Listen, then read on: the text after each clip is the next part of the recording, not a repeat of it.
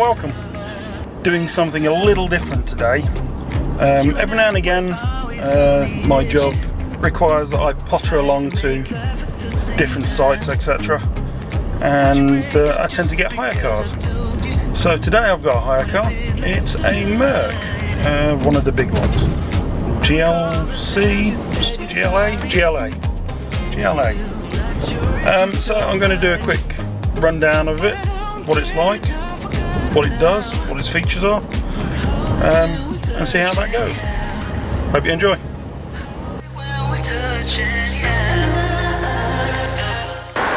I can tell you one thing for certain, it's big. It's a lot bigger than what I thought it would be. I mean, it's absolutely massive. I'm not sure which engine this is. I think it's the 220D, is that right? 220D, so I'm not sure. I'll look it up. I'll put the horsepower and stuff somewhere down here. Hanging up to see if you would call me.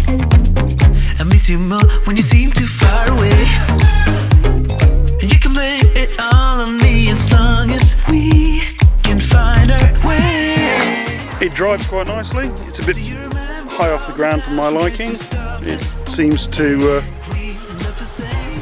bounce around a little bit. It feels like it's floating a little bit too much. But that's what you get when you drive a big car that's high off the ground and four-wheel drive, I suppose. It is four-wheel drive. It's got the 4-active stuff on it. Make it right.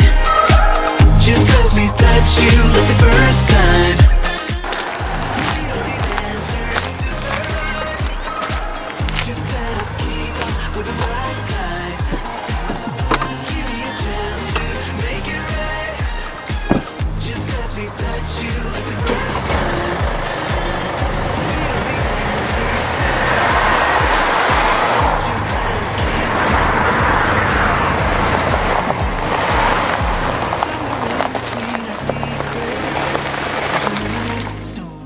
It's unavoidable, yeah.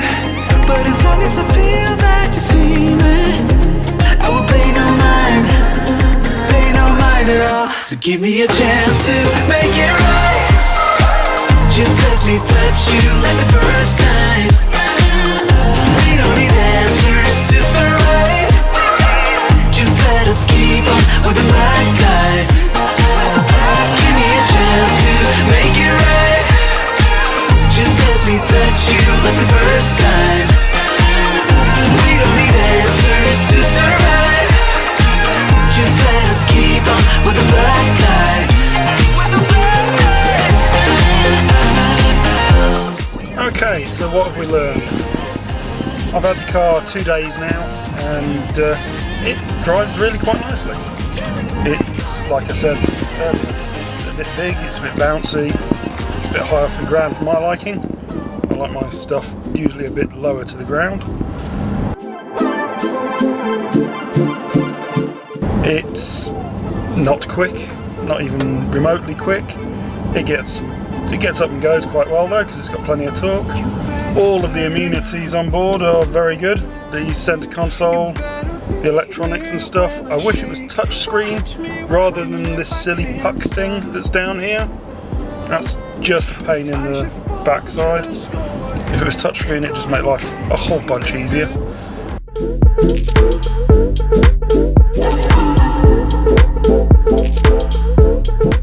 The smart systems where it detects the road speed from the speed signs and all that sort of stuff, it's quite cool. And it beeps and pops at you every time you get too close to a car in front of you, or forget to brake, or it thinks you've forgotten to brake. I've noticed it is very wide, so down the country lanes and stuff that I use to get to and from work, it feels a bit ungainly. And I was out earlier and parked in a car parking structure, and even though it was a car parking structure for John Lewis, which, hey, people driving these sorts of things go to John Lewis all the time, I would assume. Not saying anything against John Lewis, but the car parking spots weren't designed for it. It basically filled one. I parked next to a Land Rover Discovery, and it was bigger than the Land Rover Discovery. cause a scene, make some trouble, baby. It kind of tricks you into thinking it's smaller than it is from the outside. Believe me, it's massive. I can't touch the door the other side. All of the materials inside are very nicely put together. It feels quite good.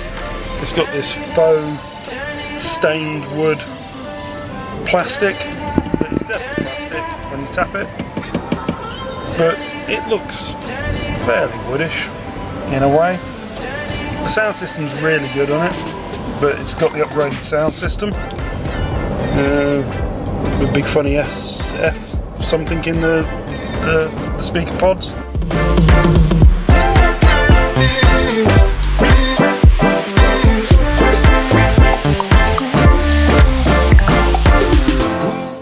It's quite quiet inside.